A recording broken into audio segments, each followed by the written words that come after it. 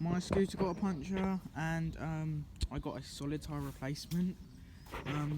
It's bright green because I got green colour because mine would be different.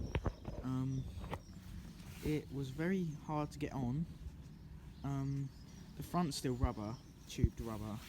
It's got a sealant inside it though. I might change that to a different colour to the rear so it looks really cool. I'm just gonna, it handles so much better with the solid tyre, and when you do hard corners or curbs, like gentle curbs, it doesn't deflate, obviously, because it's solid.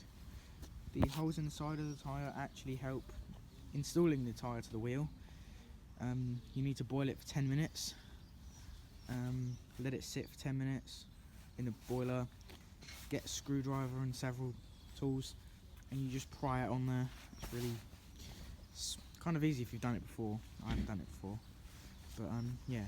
Now I'm just going to demonstrate riding it, and yeah.